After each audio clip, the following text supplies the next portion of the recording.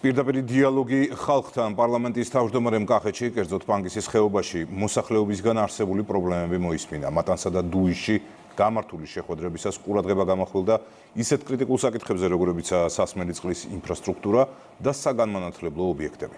ოფიციალური შეხვედრების შემდეგ დელეგაციამ სოფელ ხადორში გადაინაცვლა, სადაც ადგილობრივებთან ერთად ტრადიციული სახალხო დღესასწაული აღნიშნა. კახა კუპატაძისა და მაკოლ უთქიფანიძის რეპორტაჟი. რომ მივიდეთ რაღაც ნიშნულამდე, მნიშვნელოვანია რომ დიდი ნაბიჯებით ვიაროთ.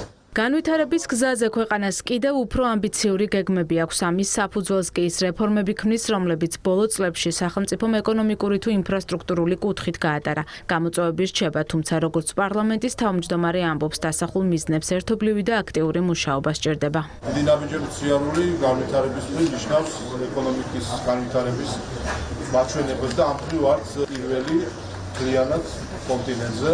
პრობლემების დასადგენად ღია კომუნიკაციას ალტერნატივა არ აქვს, ამიტომაც ახმეტის მუნიციპალიტეტში მოსახლეობასთან პირდაპირი დიალოგი შედგა. პარლამენტის დელეგაციამ რეგიონში არსებული გამოწვევების შესახებ ინფორმაცია მოისმინა და ადგილობრივებთან ერთად მათი გადაჭრის გზები განიხილა. პარლამენტი აღმასრულებელი ხელისუფლება ადგილობრივი თვითმმართველობა ყოველდღიურ რეჟიმში მოსახლეობას ხდება, ეცნობა მათ საჭიროებებს და რაც მთავარია, კაცნობასთან ერთად კონკრეტულ გამოსავალს თავაზობს უახლოეს პერიოდში. საზოგადოებასთან უშუალო ჩართულობა ყოველთვის არის დემოკრატიის შემადგენელი ნაწილი და ძალიან კარგია, რომ ასეთი ტიპის შეხვედრები გვაქვს ჩვენ ახლა ახმეტის მუნიციპალიტეტში. ყველა არსებული პრობლემა იყო გაჟღერებული ის, რომ წყლის პრობლემა არის მატაში, განსაკუთრებით სარწყავი წყლის პრობლემები. შეგვყიდა ჩვენი პარლამენტის თავმჯდომარე, რომ მოხდება სკოლების რეაბილიტაცია. დაანონსდა, რომ მოეწყობა ორი მნიშვნელოვანი გასართობი ცენტრი და მეორე სპორტულ გამაჯარსაღებელი ცენტრი.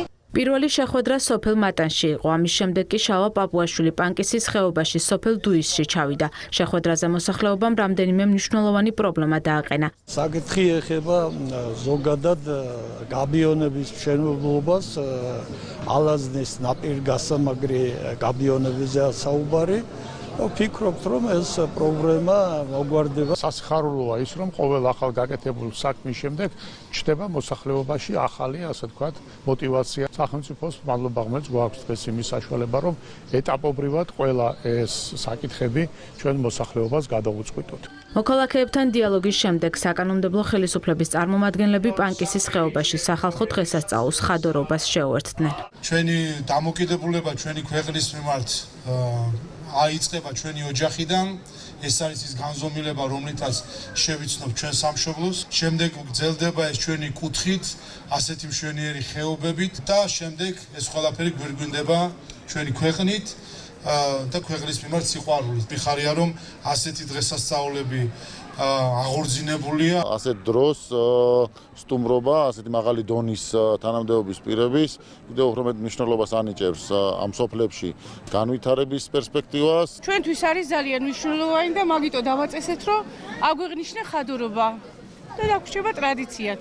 სოფელ ხადორში მთელი დღის განმავლობაში სხვადასხვა თემატური ღონისძიება გაიმართა, მათ შორის ადგილობრივი მეწარმეების გამოფენა და ფოლკლორული ანსამბლების კონცერტი. დღესასწაული, რომელიც ადგილობრივ ტრადიციებსა და სოციალურ შეკრებებს აერთიანებს, ყოველწლიურად აღინიშნება.